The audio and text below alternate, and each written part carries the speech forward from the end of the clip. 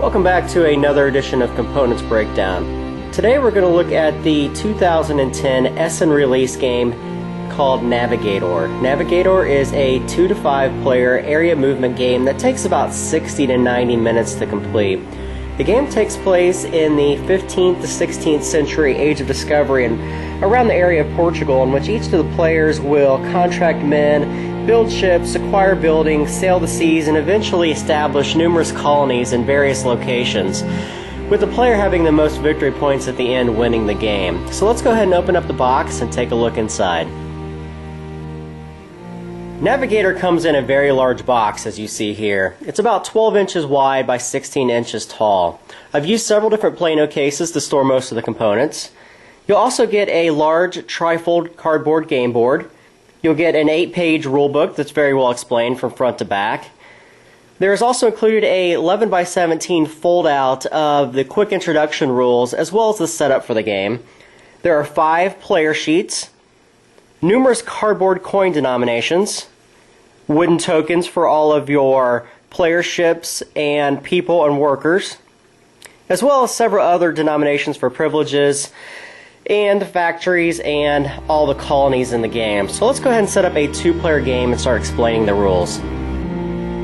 To better understand Navegador, we're going to have to take a much closer look at the game board.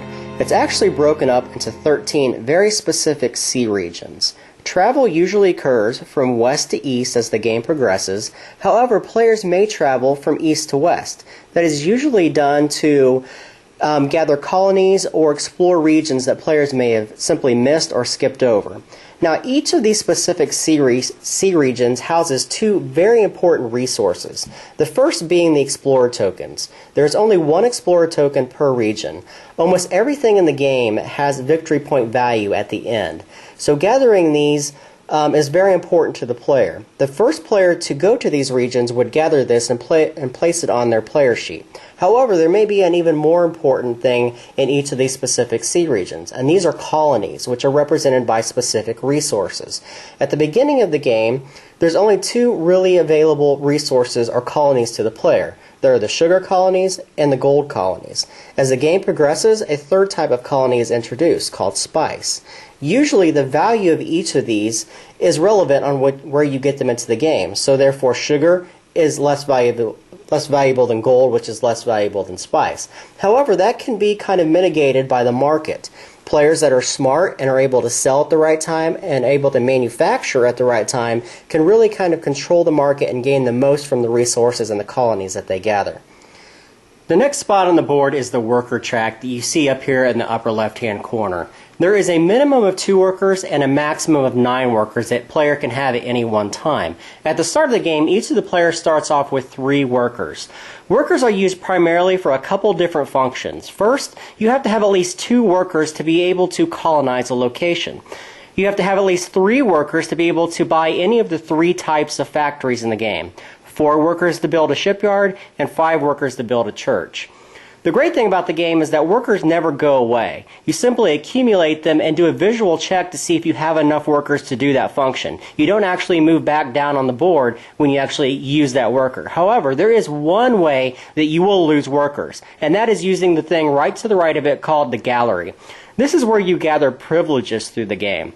Again, it's an action that you can take on the rondel, and privileges basically allow you to take a one-time monetary value of a specific type of thing. There's 5 different privileges which all correlate to the 5 different scoring systems in the game. There's colonies, there's factories, explorers, shipyards, and churches.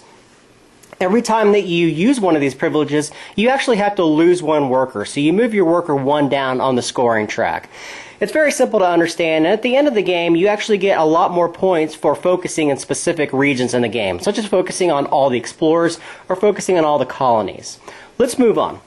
The next spot on the board comes in the lower right-hand corner, and these are the buildings. There are 5 different types of buildings, however, there are only 3 really true variations to them. On the upper hand side, we're going to show you the factories. There's 3 types of factories. There are sugar factories, there's gold factories, and then there are spice factories. All of them require 3 workers, as we just previously showed you on the worker track. It's just a visual check to make sure you have enough to be able to do that specific action. Buying the actual factory costs a monetary amount of money. At the top of the track, you see a value. As more and more people buy factories, they become more and more expensive. You always buy from left to right. Factories allow you to produce specific resources that you have. As the resources get dwindled down, you can produce more resources with the more of that specific type of factory that you have. Right below that are the two other types of varieties of buildings. There are the shipyards, which allow you to buy your ships for cheaper, and then there are the churches, which allow you to buy your workers for cheaper. Again, they have a specific number of workers that are required, 4 for the shipyards, 5 for the churches, and they have a more expensive monetary value to buy them as well. The way that these two specific buildings work is that for each shipyard in the game that you have, you're allowed to build one ship for 50 coins. If each one you have over that, say you only have one shipyard, and that first one's going to cost you 50 coins to build a ship. If you don't have a secondary shipyard, the second one's going to cost you 100, 200, or 300, depending upon what phase you are in the game. The more shipyards you have, the more ships you can buy for 50 units apiece. Very simple to understand, and it works the same way with the church. Those actually reflect the number of workers you're allowed to buy. It works in the same way. For each church you have, you can buy at least one worker for 50. For each one over that you do not have a church for, it's either 100, 200, or 300 gold coins, depending upon, again, what phase of the game that you are in. The most important part of the entire board, and what all the mechanics function off of, is the rondel. It is here where players will be making their most important strategic decisions of the entire game, and it is also where they'll be planning out each turn from round to round. At the start of the game, each player places their marker in the center of the rondel, and on their first turn and their first turn only, they're allowed to choose any one of the 8 different actions that surround the rondel. When they choose that action, they simply fulfill whatever that action may be, and then it passes to the player on their left. Once all the players have gone through and done their starting actions, here's where the decisions must be made. Moving around the rondel has to be done in a clockwise motion. Each of the players is allowed to move 1 to 3 spots for free, meaning that it is no cost to them to do that. So Blue could either move to Market, Colony, or Privilege on his next turn. However, to move beyond 3 spaces, for each space that they move, they have to lose one of the ships that they have on the board. Losing ships obviously is not the best choice unless it provides them with something strategically to do in front of another player that could take something from them, such as building a colony, taking a privilege, or maybe using their factories to manufacture goods. Finally, the game sets up as such. Each player will set 2 of their ships in the starting sea region of Portugal. Each player will place their starting workers at 3. The market is set up on the value. Can't quite see it in the video, but this is a lighter line here, and each of these market values will be set as you see there. And each player is going to start off with a player sheet in front of them and the residual ships which they can build through the course of the game for a total of 7 ships at any one time.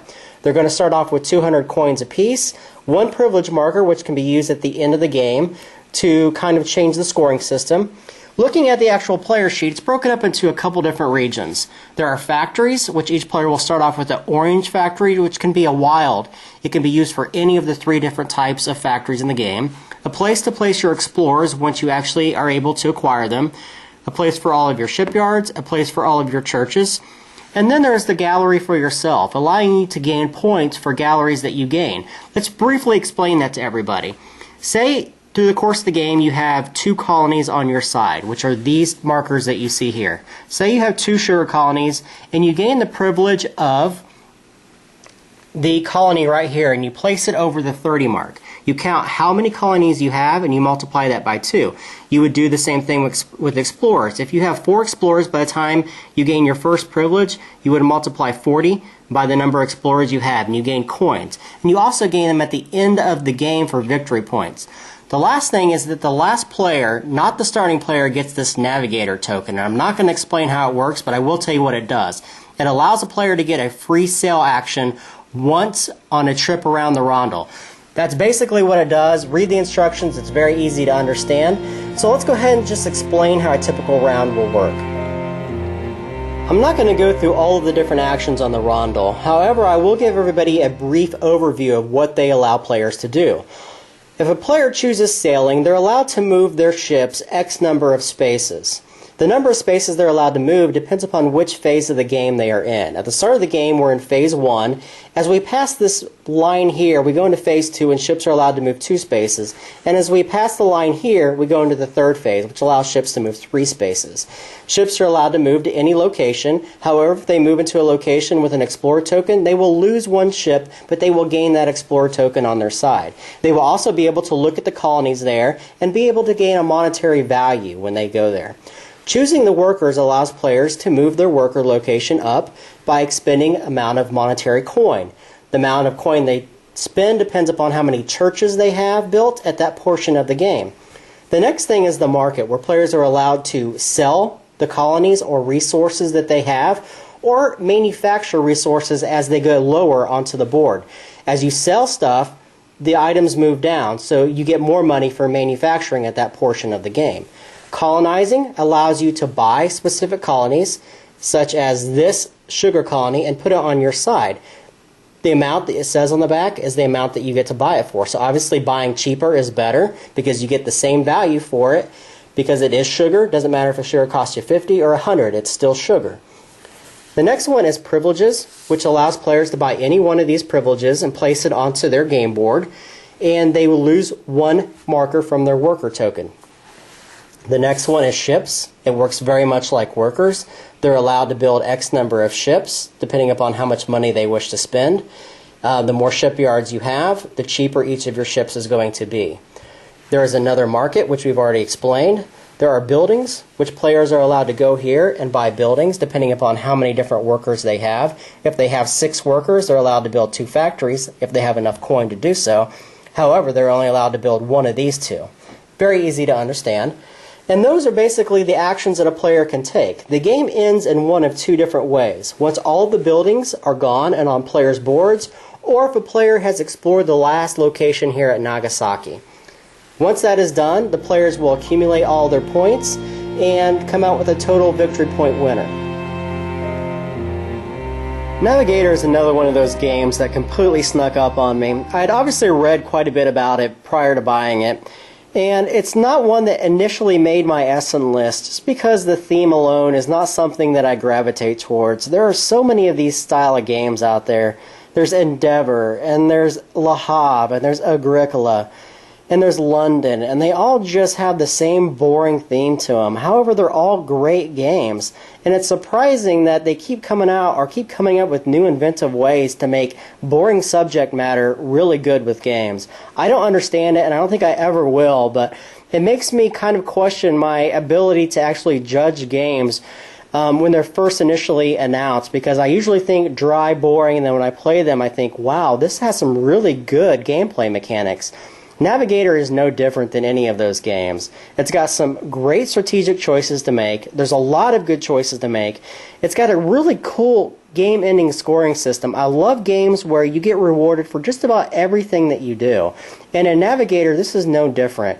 You can basically decide if you want to go just for explorers, go just for colonies, try to build up a lot of factories, go for churches, shipyards. There's tons of different strategies to partake in, and they're all quite uniquely different from one another. The rondel system makes it unique enough so players are going to have to decide which actions they wish to take, and they're going to have to try to jump ahead of other players by losing some of their ships as the game progresses. The 2-player game works out really well. The 4-player game is actually much better, and I have not played it with 5 players, but I think the sweet spot is probably 2 and 4. 3 players ran kind of dry for us, but that may have just been with the player I was playing with. Navegador is a great game. Don't overlook it because the theme looks dry or looks boring or looks like it's been done a million times. It's got enough cool gameplay mechanics to make it really unique and stand out this year. One of the better games of 2010, Navegador, and thank you very much for watching.